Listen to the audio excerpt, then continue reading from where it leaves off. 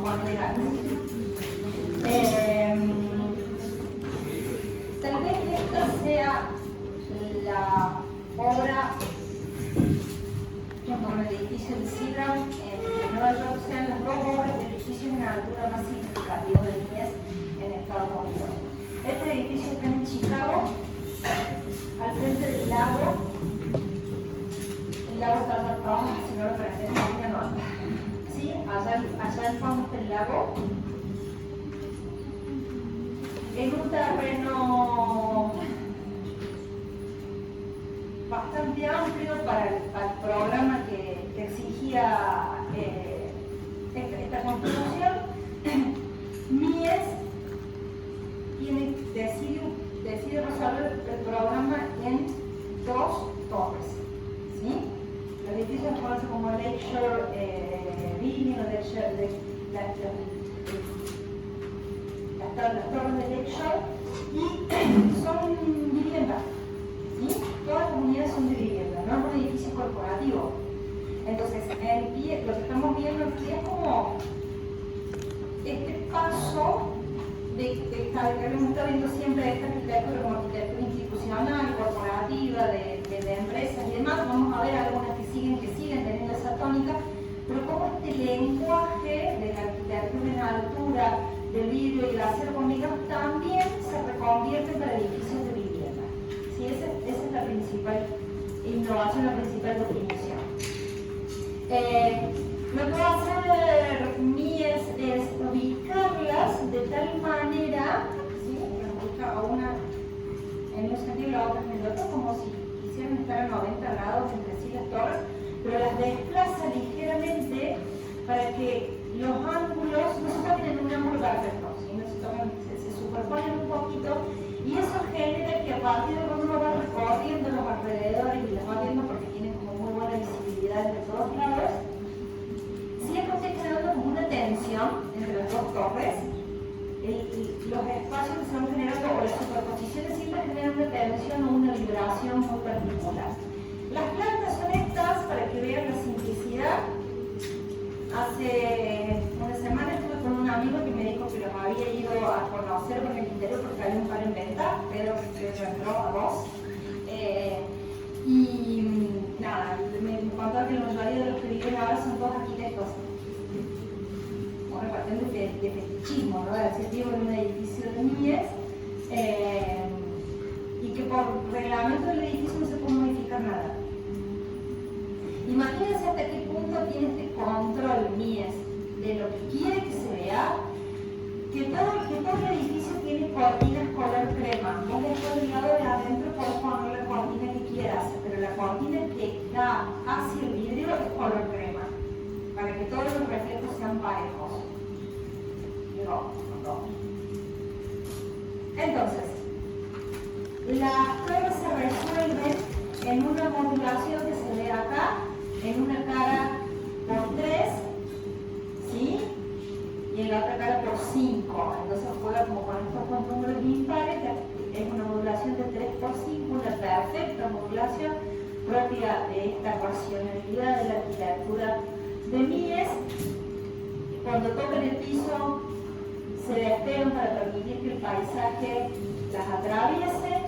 Hay un único punto de conexión entre las dos, que es esta especie de paso aquí abajo, que es esta losita que ustedes ven acá.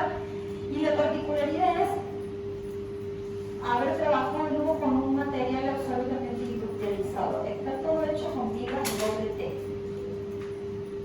Y a partir de esas vigas doble T, que son las que las usan en realidad en perfiles doble T, no son vigas, perfiles doble T, los usa en la vertical y desde allí toman las carpinterías, ¿sí? Entonces genera toda esta situación de una especie de trama que queda hacia el exterior y el vidrio que queda como por el interior de la carpintería. Entonces eso le da aún más riqueza a la piel de vidrio y demás. Entonces, insisto, una de las obras más icónicas está junto con el edificio de Seagram en Nueva York. ¿Profe? Sí. Es mucho después del pabellón de Barcelona. Mira. No me acuerdo la fecha, pero yo creo que 20 20 y pico, sí, son 20 y pico de años después.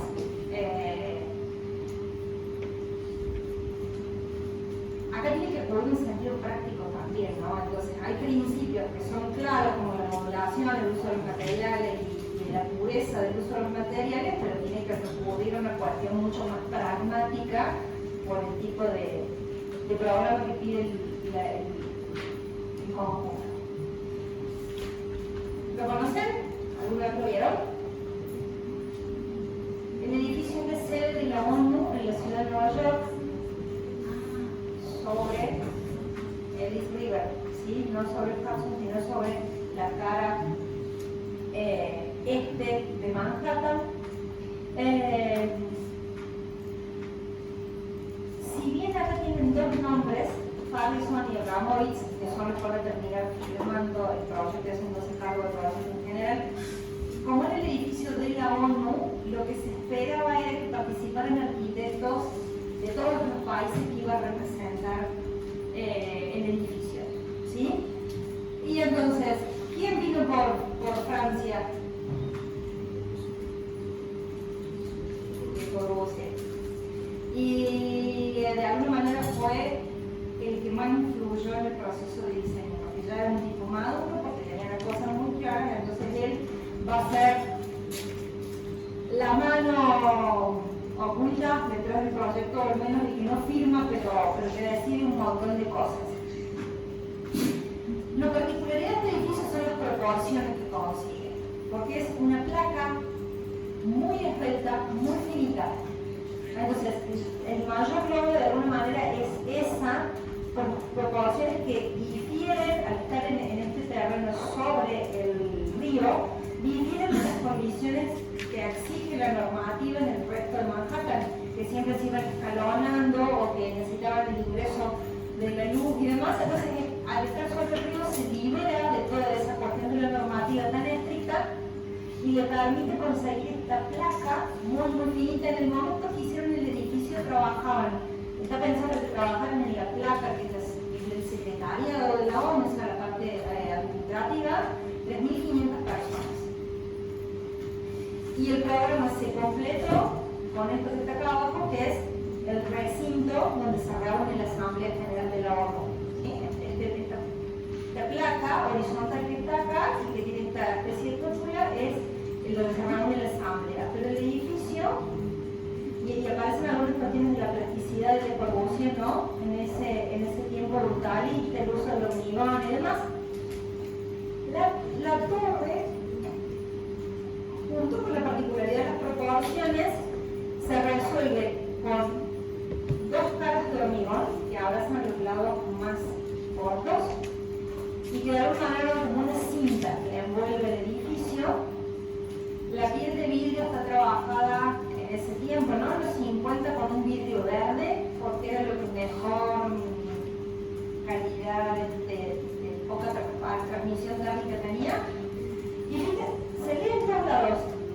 Cada tantos pisos aparece como un reticulado, que no se le ve el vidrio de la misma manera despejada.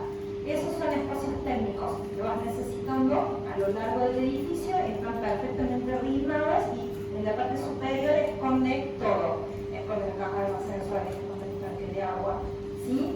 Y acá en los intermedios son los espacios técnicos que van necesitando el edificio, que se toma directamente un nivel perdido casi para resolver todo lo que tiene que ver con lo técnico. Entonces, ven que lo que les decía, vamos viendo como la medición de estas torres, tanto para viviendas como para instituciones, como veíamos recién, una institución no gubernamental, o estos que siguen siendo los viejos, la vieja temática del edificio corporativo. Esta es la sede principal de Lever Brothers. Para que no les quede tan lejos, ¿vieron el jabón en polvo, el detergente que usan en la cocina, el champú, qué sé yo, de Unilever? Son estos. No estamos tan lejos, es la misma empresa, que empieza siendo una empresa familiar, por eso se llama Lever Brothers, ¿sí? Empezó siendo una industria química familiar y llegó a tener la escala que tiene en la actualidad, ¿no? Entonces esta es la sede principal de administración de nuevo, este edificio está sobre la Park Avenue, o sea, una cuadra más adelante ya está el Central Park. Y si bien va a tomar las restricciones de la normativa de Nueva York, va a definir una torre de nuevo muy esbelta, con las proporciones muy similares como proporcionan el edificio que vimos recién de la ONU, nada más que acá trabajado en bandas, ¿no? No es ya una piel de vidrio con vidrio, sino que está trabajada en bandas opacas y translúcidas que se apoyan o que combinan con este elemento que es una placa. La placa y la torre es parte de esa dupla propia de la arquitectura moderna en altura. Pero ¿qué hacen los arquitectos en este caso? Liberan completamente la planta baja. La ponen sobre piloto y la liberan completamente. El único lugar que el edificio toca es en el ingreso y en la caja de circulaciones. Nada más. Y le liberan al uso público toda la planta baja para que la gente, los peatones de la ciudad de Nueva York, la puedan atravesar en cualquier sentido y usar ese espacio público.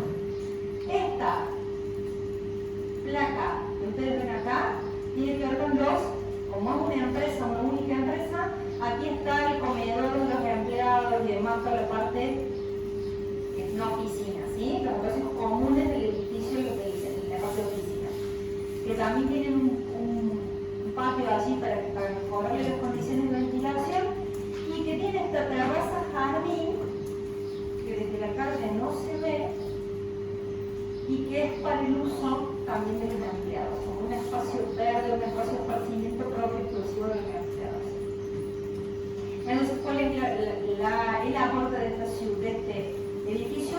La conexión y la generosidad sin la ciudad, ¿no? Permitir que la ciudad siga usando el terreno de la planta baja de manera completa. En esa evolución de los edificios en altura, este es un edificio para una empresa de seguros, y lo hace otro migrado, Piero Bellucci, un italiano, en la ciudad de Oregon, en donde empezamos a ver como combinado el hormigón con la piel de vidrio, ¿no? Esa es la particularidad. Las otras pieles de vidrio están sobre estructuras metálicas. Acá vemos una piel de vidrio combinada con estructura de hormigón. Una planta libre, que ya sabemos de qué se trata y demás, y está toda tabicada para darle a la oficina los espacios necesarios. Y este edificio, dentro del catálogo del MoMA, está en la tapa, ¿sí? Esas puntas que se ven en la tapa de la primera imagen donde estaba el catálogo, es parte de la piel de vidrio de este edificio. En este caso son los mismos arquitectos del edificio de la ONU, que en esta exploración y esta evolución de las pieles de vidrio, que de alguna forma lo que estamos viendo, construyen un edificio corporativo, nuevo, un edificio para oficinas, e introducen estos paneles de aluminio preconformados. Están todos estampadas la chapa con una idea propia de lo moderno. Miren esta. Lo que de alguna manera recrean son una cantidad de pantallas de televisión de la hora. Sí, la metáfora pasa por ahí. Y la televisión era lo más moderno y lo más nuevo en los 50, cuando empezamos a ver imágenes y no solamente escuchar la radio. Yo sé que para ustedes estoy hablando como de el tiempo antes del diluvio universal, porque ustedes tienen tanta familiaridad con la pantalla, con esto, pero la verdad que fue un salto. Dejar de escuchar solamente radio para poder ver imagen en tu casa fue un salto tremendo. Entonces este edificio ha tomado ese elemento para darle el lenguaje a una de las cosas más singulares. ¿Cómo funcionaba esto? Todo metálico, y venían estos paneles y después desde el lado de adentro se completaba como una especie de mezcla, no una mezcla tal como cemento, arena, pero con un mortero desde el lado interior para asegurar la cantidad de las placas y darle más rigidez, porque el aluminio no es algo que es como muy finito, ¿no? Y muy plegable. Entonces con un mortero delgado interior se terminaba la rigidez una vez que ya estaba formada a las estructuras metálicas. Y ahora está el otro edificio, que les nombré hace un rato, el edificio del Seagram, el nuevo un edificio corporativo en la ciudad de Nueva York. La obra, insisto, junto con los otros dos edificios, la obra más interesante del Mies en Estados Unidos, en altura, en donde aparece ya el joven discípulo Philip Johnson asociado. ¿De qué se va a ocupar Philip Johnson concretamente en este edificio? De todo lo que tiene que ver con la cualificación del espacio en la planta baja, en el hall de ingresos y demás. ¿Sí? Porque el resto nada, es una planta libre para arriba, no hay mucho que hacer más que definir la tabicación interior de los espacios. El edificio vuelve a tener una enorme generosidad urbana. Ven como esa constante que lo vimos también en los edificios de Lake Shore, le regala a la ciudad una plaza pública prácticamente. ¿No? ¿Cuántas películas hay filmadas en esta placita? Porque tienen alguna escena en esta plaza, montones. De nuevo la idea de los perfiles, pero acá fíjense la vibración absolutamente distinta que consigue, porque las piezas más importantes están en este sentido, las piezas metálicas más importantes están en este sentido. Y en el sentido vertical usa una trama mucho más fina. Es exactamente al revés de lo que hizo en los otros edificios, donde era mucho más importante la trama vertical que la trama horizontal. Las piezas de vidrio, en el caso del hall, esta es una decisión de Philip Johnson, es alejarse de las piezas estructurales y definir el hall de acceso por allá. Insisto, el valor de Mies es la lectura de las tramas, ¿no? Ese orden tan racional que proponen en estos edificios. Ray está grande, pero todavía está activo y sigue siendo un arquitecto buscado y deseado en este tiempo. Entonces, en este caso, ¿quiénes son? Johnson y Johnson. La otra enorme empresa química, que también usamos, lo que no usamos de Lever, lo usamos de Johnson. ¿Sí? ¿Están de acuerdo? Bien. Este edificio está dentro dentro del área central, donde está la planta incluso de Johnson completa, y el que me interesa mostrarles son dos cosas. Es un complejo con un montón de edificios. A Ray lo contratan para estos dos. Esta torre, este desarrollo que tienen acá, es una tremenda lección de arquitectura, que solamente Ray nos puede dar. ¿Qué va a hacer Ray en este edificio? Estoy pidiendo un montón de aquí, El que ande ya está por repartir. Estamos muy lineales, no es más marcada de los chicos, esto es cualquier cosa. Esto es nuevo, pero.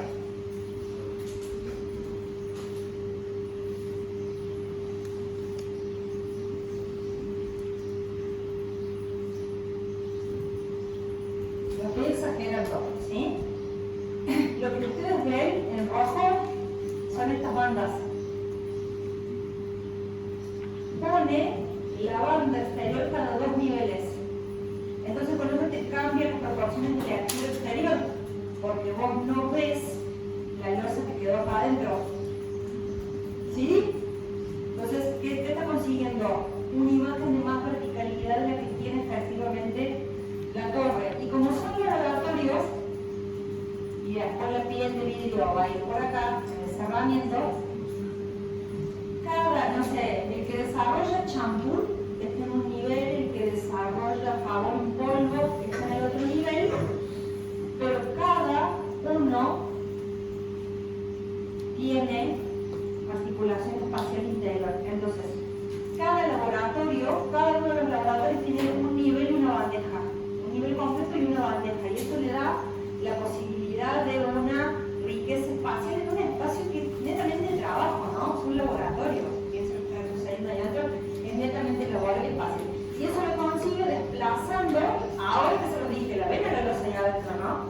Sí. Las segundas losas metidas adentro.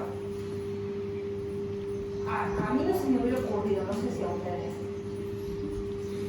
Yo por más que le hubiera dado vuelta el edificio años, si hubiera sido yo la que tenía que hacer el edificio, no se me hubiera ocurrido nunca, para una cuestión tan pragmática como un laboratorio, conseguir esa articulación espacial, ¿no? Porque no es lo mismo trabajar en medio que tener una doble altura, que tener una sensación de más amplitud en un espacio de trabajo. Entonces eso es lo que hacen esta torre, y en las placas que están por acá abajo, que ven que tiene toda una parte vidriada allá arriba, arma esto. Unas columnas con forma de hongo y todos los puestos de trabajo administrativos acá abajo. Y eso le permite tener una luz cenital en las oficinas, que si no tendrías una situación también de mucha ansiedad. Este planteo de las columnas como con forma de hongo. Nos está hablando de un RAI que ya viene a decirnos otras cosas muy rápido.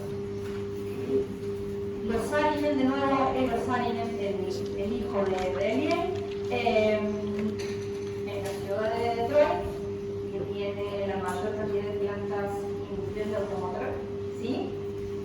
Va a ser convocado para hacer el edificio de la General Motors, una cantidad de construcciones que definen esta planta fabril. Y lo primero que siempre toman es algo que tiene que ver con el paisaje. Construir este enorme espejo de agua. La bibliografía dice que tiene el tamaño de 7 campos de fútbol. Yo no sé si son de fútbol, de béisbol, en qué está pensando, sí, pero son el tamaño de 7 canchas de algunos de los deportes, ¿sí? Para que tomemos como dimensión del tamaño del espejo de agua. No encontré ninguno que me diga las medidas, pero sí, como que siempre está la analogía con lo deportivo para poder pensar el tamaño de esto. Enorme. Y que va a tener que ver con mejorar la cualidad ambiental de una ciudad, como insisto, muy industrial. En ese lugar lo que va a hacer Saarinen es este edificio, con una piel de vidrio que enfatiza aún más la horizontalidad, y bajo este domo el salón de exposiciones de los autos, de los prototipos que están por salir, ¿sí? Estos son los dos elementos más significativos del proyecto de Saarinen para la General Motors. Otro de los emigrados, Mendelssohn, el alemán, que algunos venimos viendo desde la torre de Einstein. ¿Se acuerdan? Aquel como mirador, como observatorio en Alemania, que en la ciudad de San Francisco convocó para hacer un hospital Maimónides, en donde la parte inferior son todas fotos viejas, porque después de un dañino cerró esto todo con vidrio. Y todo el chiste del proyecto de Mendelssohn no se ve más. Entonces, por eso son todas fotos viejas, porque son lo anterior a esa intervención. ¿Saben qué alto tienen esas losas? 7 centímetros. Los balcones tienen 7. Es así, no es mucho más que esto. No todos 10 centímetros, son 7 centímetros. Una proeza estructural, sí, para un arquitecto acostumbrado a ver la plasticidad en el hormigón. ¿Y qué otra cosa consigue? No hay una planta decente, no, bueno, pero acá están las costillas estas. Lo que va a hacer es como que impulse adelante, entre medio de cada una de estas son las habitaciones del hospital, las habitaciones de los enfermos. Entonces le da a cada habitación una extensión, un balcón, y con estas costillas que son las que van viendo ustedes, que son las pantallas, estamos como con pantallas estructurales, con esto genera un poco de división y un poco de privacidad entre una habitación y la otra. Insisto, después vino alguien y cerró todo y lo hizo con Mendelssohn en vida. O sea que podría haber preguntado, che, ¿cómo cerramos esto? No,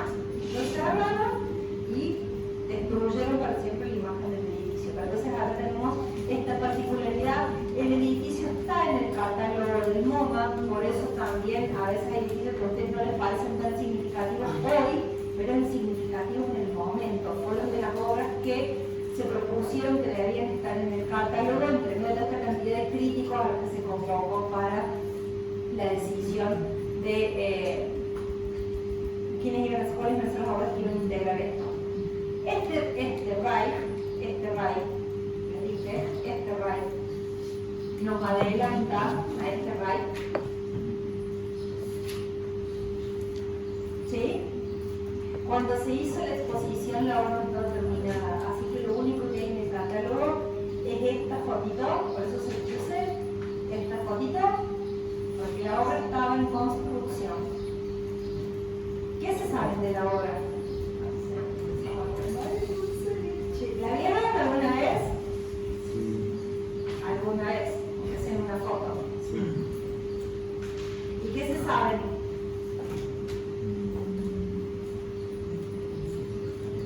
¿Cómo me acomodo yo para llegar a decirme? Digan lo que sepan, no importa, después lo acomodo. ¿Y un solo recorrido? ¿Cómo? ¿Un solo recorrido? Exactamente, que es una espiral en la que yo me recorro, en realidad subo y desciendo. No se recorre de abajo para arriba, se recorre de arriba para abajo. ¿Sí? Fíjense vos así, sí. Sí, porque me estoy pero cuando me por arriba, pues para abajo. Se va. Lo que piensan ahí es que el sentido se sube en un ascensor y se desciende por el espiral. ¿Qué más se sabe?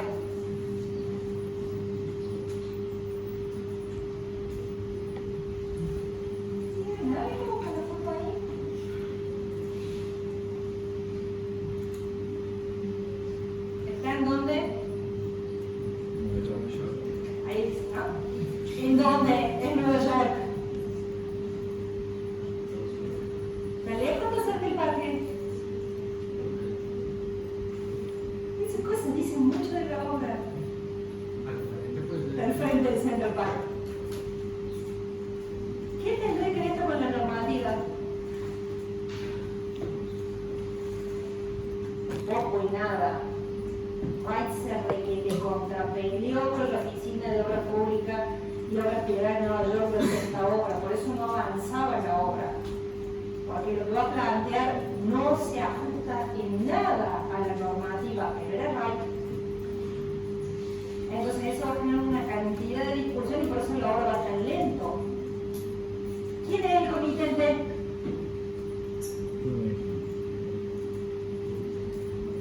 Ese es el nombre del señor que armó una fundación, la Fundación Guggenheim. ¿Sí? ¿Conocen otra obra de la Fundación Guggenheim? Más nueva en Europa. En Bilbao. ¿No? ¿Sí? El Guggenheim de Bilbao. Autor, Vangelis. ¿Qué creen ustedes que quiere decir esta institución cultural contratando a esos arquitectos? Que siempre generan, no importa el tiempo, arquitectura disruptiva. Cuando yo estudiaba arquitectura, ya estaba construyendo el Guggenheim de Bilbao.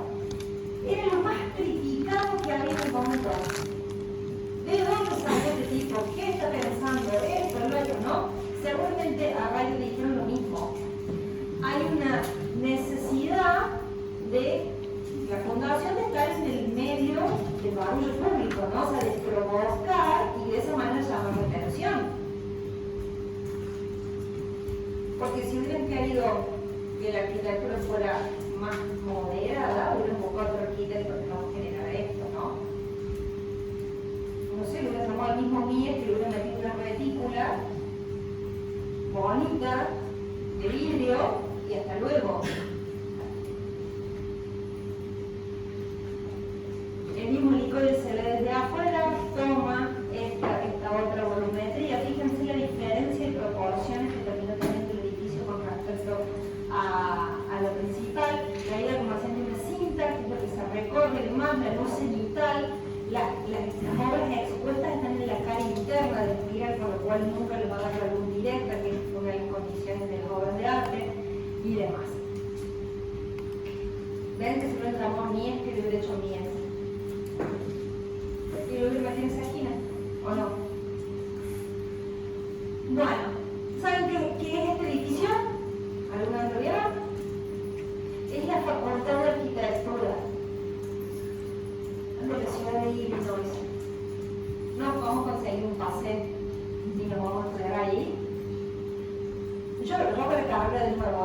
poder 5 años de ese edificio. ¿Qué va a hacer Don Mies van der Rohe con esta obra? Estas escaleras las reconocen, las vimos un ratito, o al menos una reelaboración de ellas las vimos hace un rato.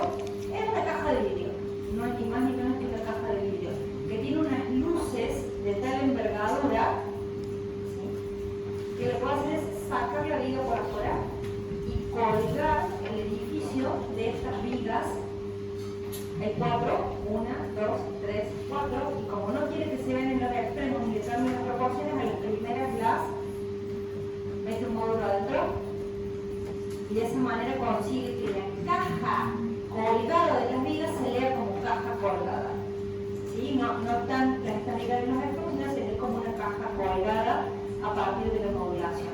Y propio de todo lo que venimos viendo de Mies, la partición de los espacios de trabajo adentro, o sea, están todos los niveles de los campos juntos, y la partición es a partir de paneles. O sea que no sé cómo será de la clase, pero es como si acá el tabique no llegara hasta arriba y estuviéramos escuchando o participando casi en el escenario de algún lado. Insisto, no sé cómo funcionará en los términos prácticos, pero es una riqueza porque vos te mueves como por todos los talleres de todos los niveles, vas viendo, te vas moviendo, qué están haciendo los otros y demás. Es interesante. Pero si no sé cómo será la diaria de vivirlo, el edificio es fantástico. Hay que estar todos los días, pero bueno, creo que me lo podría bancar lo mismo. Bien, y esta clase se les dejé, este es un pedacito de texto de Drexler sobre el catálogo del MoMA sobre esta obra, ¿no? Y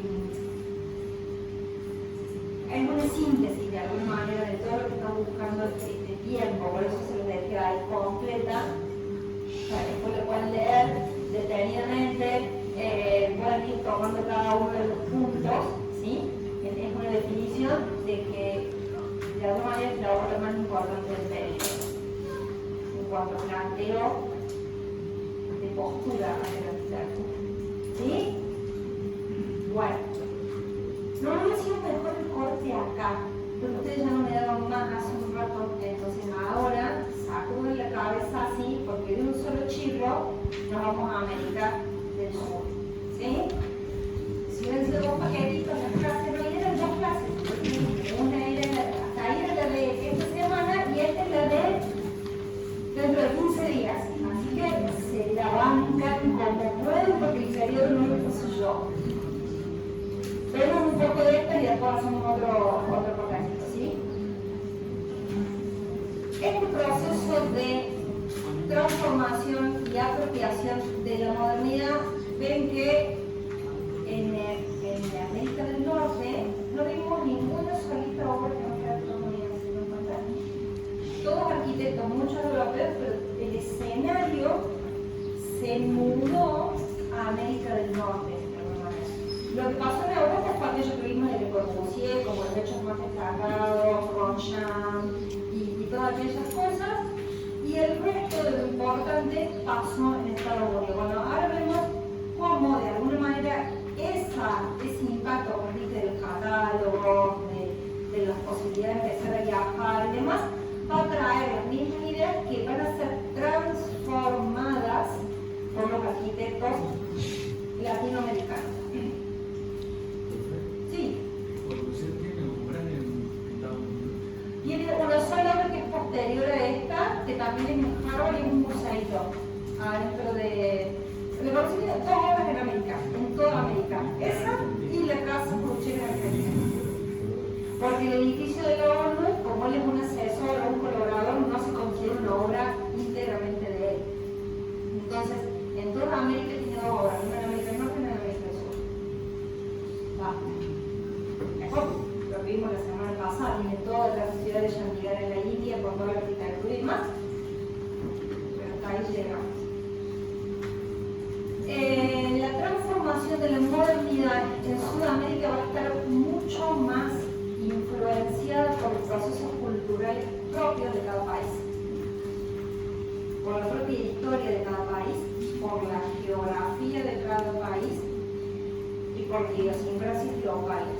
¿Sí? Entonces, más que ir viendo grandes adaptaciones tecnológicas o pliegues de vidrio o demás, lo que vamos a ver es esto. ¿Qué pasó acá?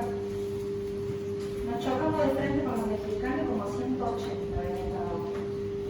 Y la modernidad se puso de colores. ¿Esto hubiera sido posible en Europa o en Estados Unidos? Ya para. ¿No? No hay forma de que esto se hubiera transformado, la modernidad se hubiera transformado así en ningún otro lugar del mundo.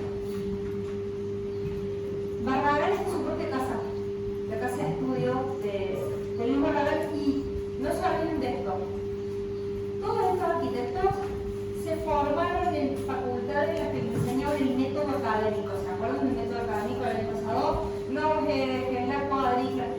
El salto está en ellos, la evolución está en ellos, de dejar ese pensamiento académico para buscar la modernidad y la transformación, porque hasta esa época, hasta mediados de los 50, las facultades seguían enseñando un método académico. Todos los arquitectos tuvieron que, para ser arquitectos, tuvieron que ir a la facultad a escuchar algo que no les interesaba ya, porque la modernidad estaba instalada, pero era la única forma de poder transformarla a la modernidad, ¿sí? Poder empezar a ejercer y hacer este tipo de obras. A mí, más que todo esto, que es muy llamativo, a mí me impresiona esto. ¿Qué hace con el entorno? La casa es esta, de acá hasta acá.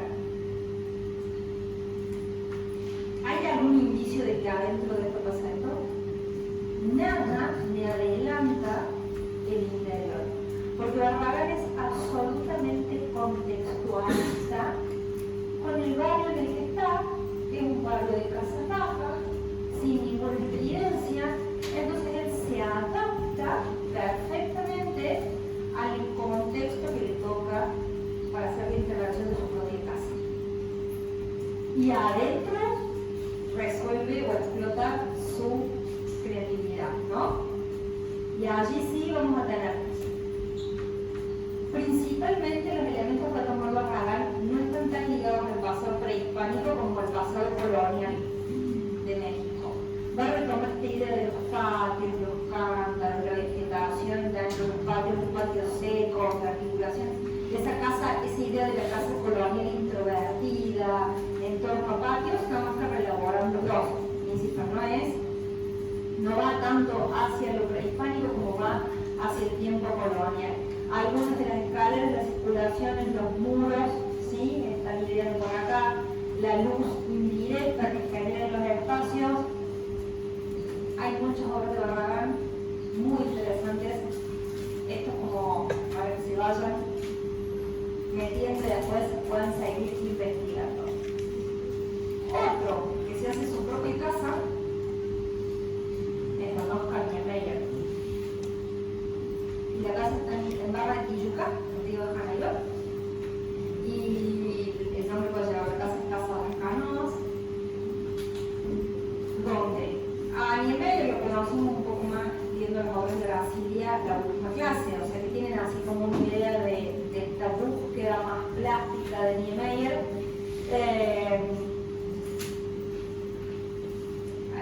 Le dirán a Niemeyer incluso que es muy barroco para ser moderno, alguna vez criticándolo, ¿no? Como que su modernidad es muy barroca o que tiene demasiado movimiento. Y hay un mismo que lo dice que dice, pero él lo hace muy bien con ustedes, entonces hay como un guiño por allí. La casa se asienta en un morro, ¿sí? Típica topografía de Río de Janeiro, los morros, ¿no? Entonces la casa se asienta en un morro. Y si yo pudiera tal vez aislar esta imagen sola, ¿qué tan lejos conceptualmente estamos de la casa Farnsworth o de la casa de vidrio? Miren esta imagen sola. No está tan lejos. Son losas con los nada más que acá te llevó por delante Brasil. La curva no El afloramiento rocoso, la vegetación por allá atrás, todo es exuberante, todo es así, ¿no? Entonces, por supuesto que Niemeyer va a tomar las curvas como un elemento que trae del paisaje, que trae de su propia cultura original brasilera y demás, y va a reelaborar un principio, que es el principio purista de Mies o de Philip Johnson, en esta cosa que miren, se apoya, bueno, por acá aparece la pileta, la losa que toma esa forma. Bueno, Niemeyer tenía una capacidad de síntesis en los dibujos extraordinaria, estos dibujos son de él. Entonces, es esto, la clase es esto, este gesto, una losa y la pileta allí también curva. Algunas de estas curvas, como él las ve en la relación con el paisaje,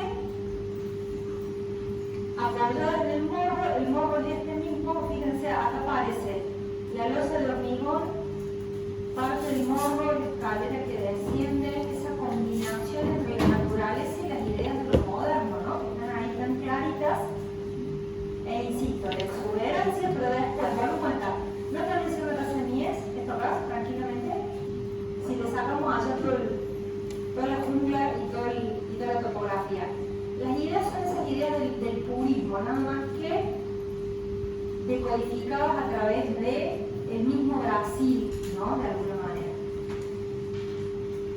Otra mujercita que se instala en Brasil es italiana. Hoy no está la Cami, tenemos varias chicas y no está la Cami. Bueno, no importa. Lina Bo, Barbie, el marido, Lina Bo Barbie, toma el nombre de su marido también, y así es conocido internacionalmente con su nombre completo. Esta casa está en San Pablo, en las afueras de San Pablo, también en Brasil. Lina tal vez es mucho más purista con las ideas, pero esta es la casa cuando se estaba recién inaugurada. Ahí está Lina parada dentro de la casa flota sobre la topografía, se ingresa a través de esta escalera que te lleva a la planta principal. En la planta, esta planta que es la principal, acá está el área social, y en la parte de atrás y demás están los dormitorios, o sea, cuando termina la parte completa del hotel. La idea era esta. La casa cuando la construyeron, el lote hubo que limpiarlo para poder hacer la construcción, pero la idea siempre fue esta, la integración absoluta con el paisaje.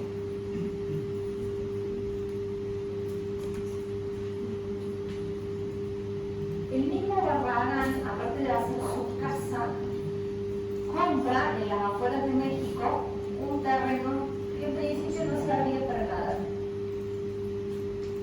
Es en una zona que se llama el Pedregal, porque todo esto que ustedes ven acá, por ahí, que son solo volcanes mexicanos, todo esto es una topografía así, llena de roca volcánica, vegetación media de meseta, muy seca y demás. Entonces compra esto por 2 monedas, porque es un terreno que a priori no servía para mucho. Y él plantea esta urbanización en términos muy orgánicos, muy libres del trazado de las calles,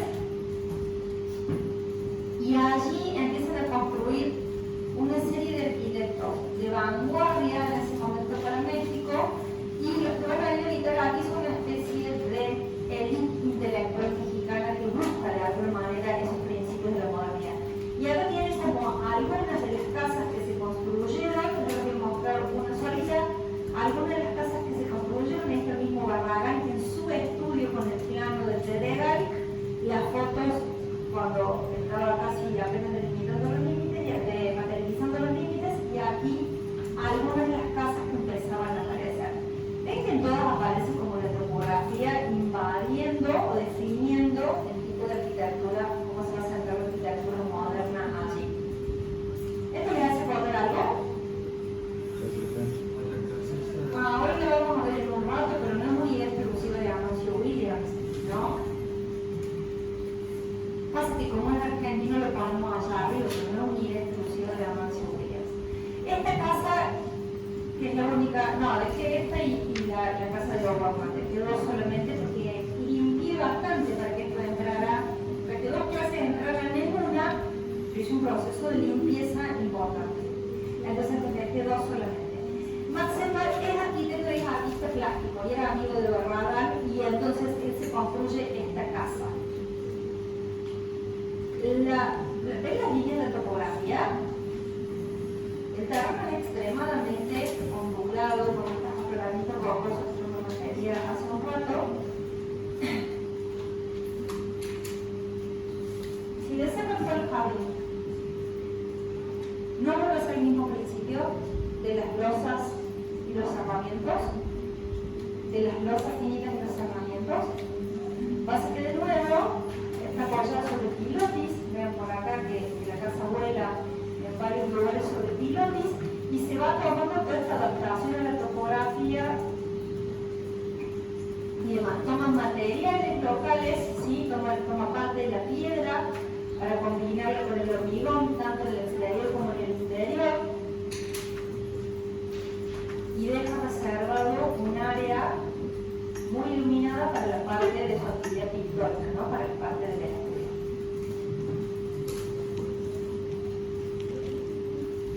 Es una parte de respeto haberle dicho a Rocco Almeida y a ¿no?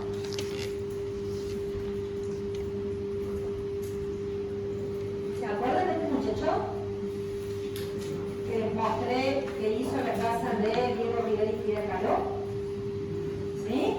Que eran unos volumencitos, prolijitos, muy modernos, sobre pilotis y demás. ¿Qué pasó? Dejó de mirar al maestro y empezó a mirar su propia cultura. En el mismo Pedregal, o sea, en el mismo barrio que había floreado Barragán, con otra actitud hacia la topografía. ¿Qué hizo Seto? Apoyó las lositas arriba, ¿no? Con unos pilotes. ¿Qué hizo Bormann? Se metió adentro de la montaña y excavó. Y generó esto. Es una gruta.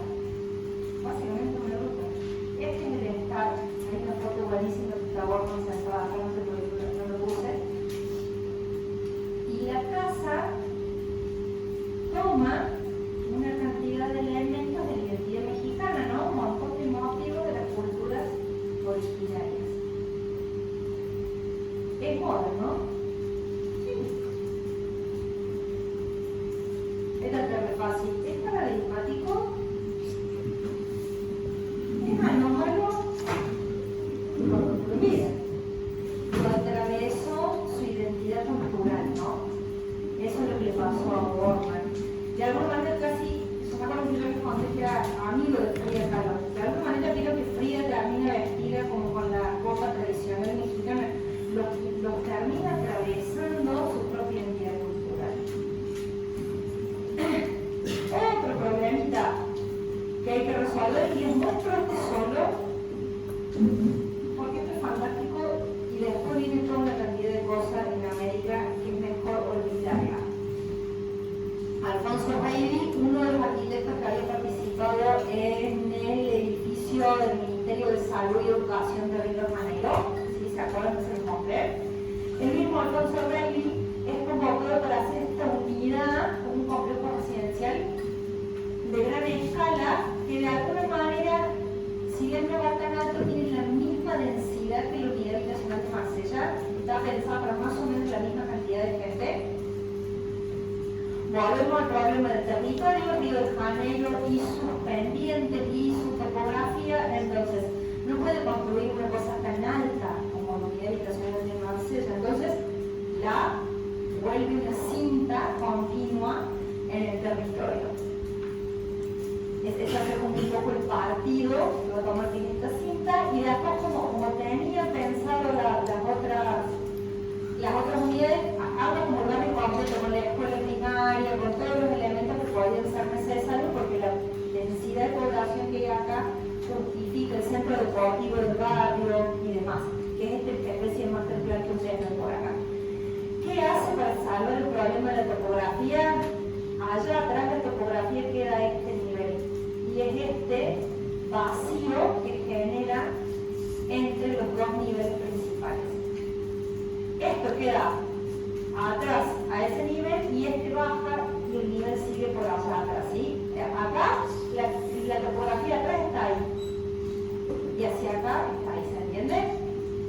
¿Cómo has puesto esta cinta? Perfecto. Sí. Solo de circulación y vacío. Sí. ¿Por qué les dije que muestro esto y no les muestro más nada? Porque de alguna manera acá sale la idea de los monoblogs. Tan mal nos han hecho. Que tienen una calidad arquitectónica, por lo menos en Argentina, lamentable. Junto a esto podría haber mostrado lo de Villanueva en Caracas.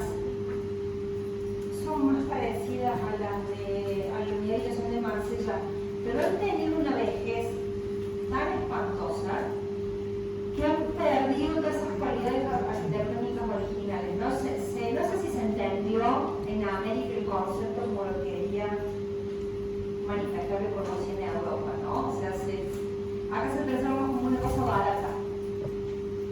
Entonces, económica, y así fueron los resultados. Pero bueno, esta sí mantuvo la calidad arquitectónica gracias a la intervención de Ray Villar y a su lectura de la topografía y el paisaje correcto.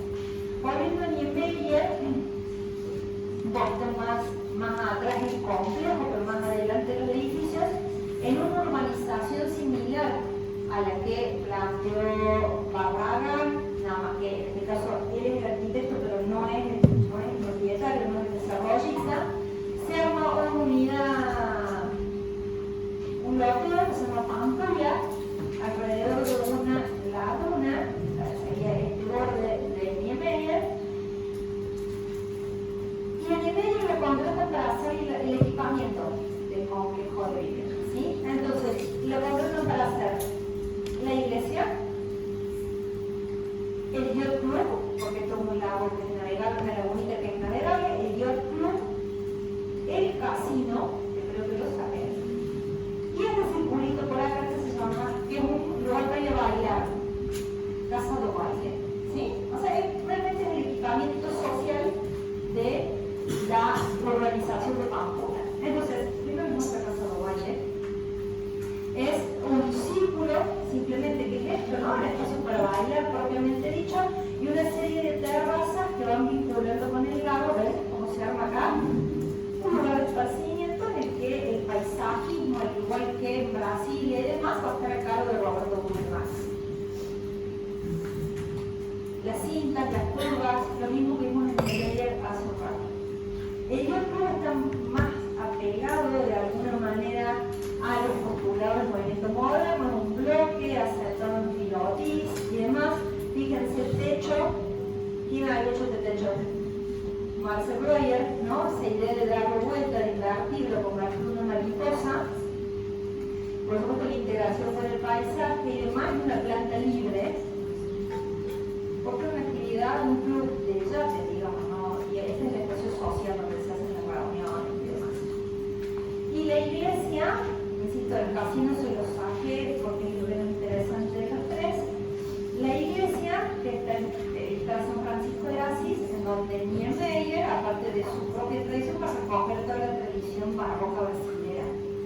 Que nosotros no tenemos tiempo de verlo el año pasado, pero que está ahí presente en el uso de las curvas, en la disposición de las plantas, en el uso de la cerámica, acá no de cambio Portinari.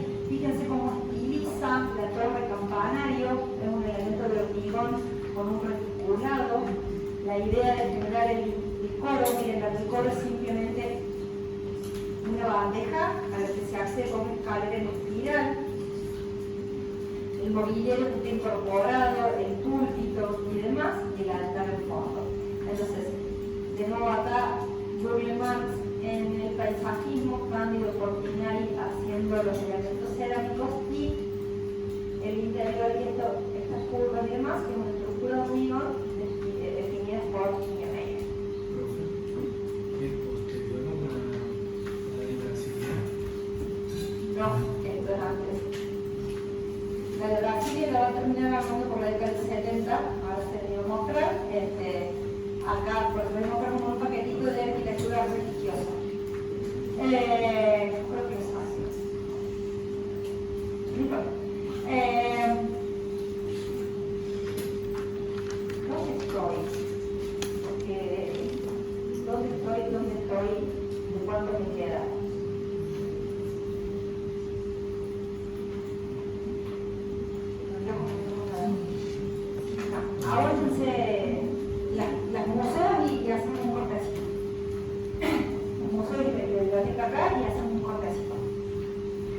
El mismo Manuel Bormann, ¿sí? Que veíamos recién en esa casa que se había construido como una ruta,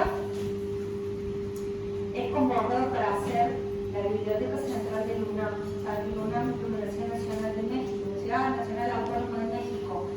Es la universidad más importante, la universidad pública más importante de México, y la biblioteca es la biblioteca más importante de México en cuanto al reservorio de bibliografía que tiene. Entonces, O'Gorman es convocado y se enfocará principalmente, miren este nombre, que vamos a ver después, con estos arquitectos, con Saavedra y con Martín de Velasco, para materializar esta obra. En principio, si yo les pudiera limpiar el lenguaje, esto vuelve a ser una torre y una placa. La solución clásica, de alguna manera, o trillada, de la modernidad para el edificio de la placa y torre. ¿Qué hace O'Gorman? Invierte las lógicas de la placa y la torre. La torre la hace ciega en las cuatro caras, no hay una ventana.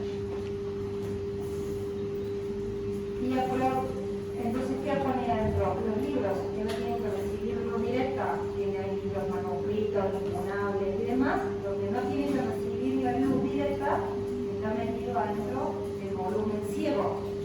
Y ya que el volumen es ciego, ¿qué mejor momento para hacer algo de lo que estaba en boga en ese momento, que es el muralismo? ¿No? Justamente estamos hablando recién de Diego Rivera, uno de los principales exponentes del muralismo mexicano, junto con Siqueiro y demás. Y entonces, ¿qué hace?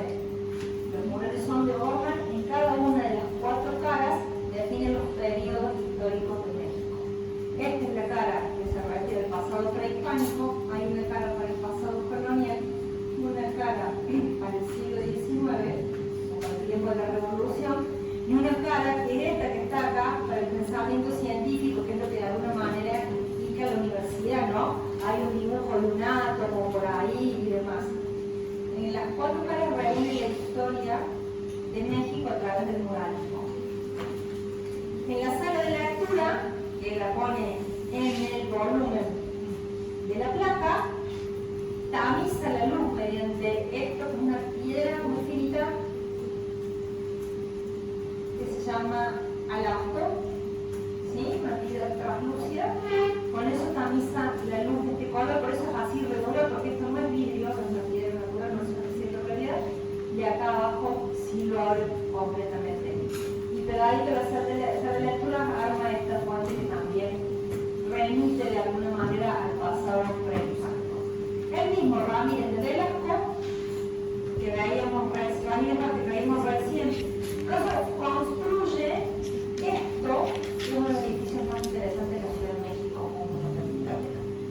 El Museo de Antropología de la Ciudad de México, el Museo de Antropología más grande de América. Tenían con qué llenarlo, está claro, ¿no? Porque las culturas originarias de México son las que mayor cantidad de objetos han producido en culturas sedentarias. Entonces, desde afuera, el museo no me dice nada, ¿no? Dos volúmenes ciegos, este volumen que de alguna manera tiene esto pesado arriba y esto editado abajo, que me da el acceso a esta sala, que es lo primero con lo que yo me encuentro, a los laterales, metido allí, y el edificio se abre y toma todas las componentes de ese pasado que está representando ahí, en el patio interior. Yo sé que voy a decir cosas que les mostré más yo que lo que habían visto cuando tendrían que haber visto. Pero Pedro Ramírez va a retomar de las culturas originales, ese principio, tal vez de las ciudades mayas de la península de Yucatán, y eso primero en Uxmal, tendría que haber con historia 1. Lo siento. Que tienen este criterio de decoración, de dejar la parte de abajo lisa cornisa y la parte de arriba llena de decoración. ¿Sí? Entonces él no vuelve a un formalismo innecesario, arma esa especie de diseño geométrico, pero que remite a esa vibración de la decoración. La otra cosa que incorpora es esta sombra, este paraguas, con una alarde tecnológica que da frescura. En México es muy caluroso y demás. Es una única columna y la losa está colgada, ¿la ven? ¿De allá arriba? La losa está colgada para generar este espacio en el patio.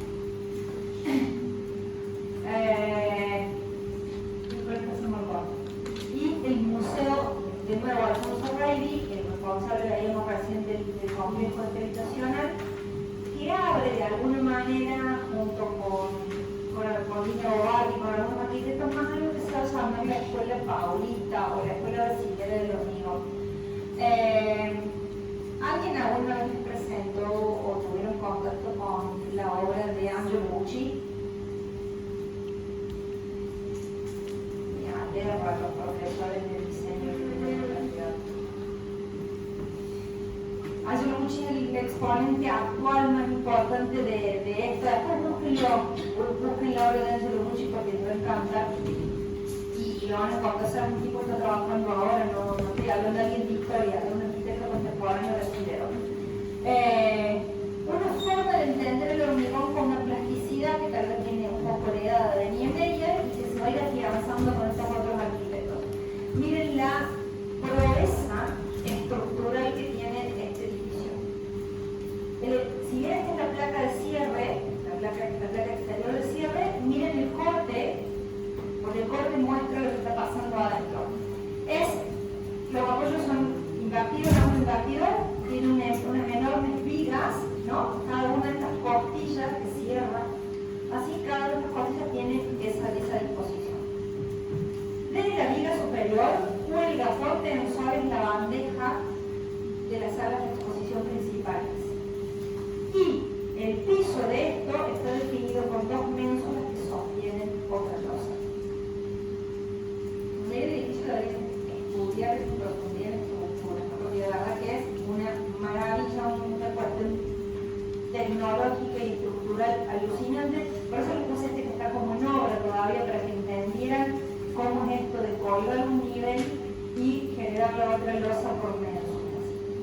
Después de esto les voy a mostrar, después del corte, otra obra que está inspirada en esta forma de trabajar de los brasileros, y esta escalera sumamente plástica, heredada tal vez de las obras de Niemeyer en Brasilia, que vimos la otra casita.